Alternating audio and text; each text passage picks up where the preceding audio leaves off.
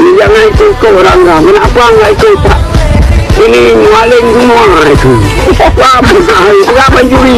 Ini maling semua itu. Berapa juri?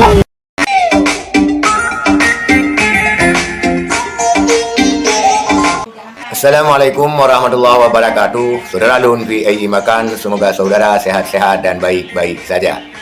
Kita lihat seorang kakek tua ataupun bapak tua yang menceritakan sepenggal cerita menarik ketika Komdil, di mana ketika itu TNI menjelek-jelekkan orang Gam pada bapak ini, dan bapak ini menceritakan secara ngakak dan sambil sumpah serapah.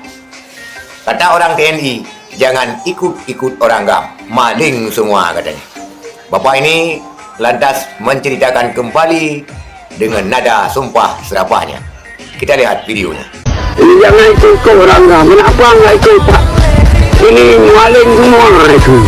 Berapa juri? Kalau pernah, kalau aman ni untuk jadi bukan dikasih itu Bapak. Untuk sendiri bikin rumah, bikin kedai. Bapak Mungkin waktu konflik dia masih agak muda. Ketika TNI menjelek-jelekkan orang Gam, yang mengatakan bahwa jangan ikut-ikut orang Gam karena mereka maling semua, sehingga bapak ini menceritakan pancuri madum juga hawanya, dan dengan diiringi dengan sumpah serapahnya.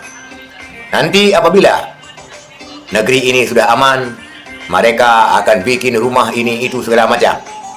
Itu nada TNI yang menjelek-jelekkan orang Gam. Tetapi dia sama sekali tidak bergeming dan tidak percaya, dan malah menyumpah serapah apa yang dikatakan oleh TNI tersebut.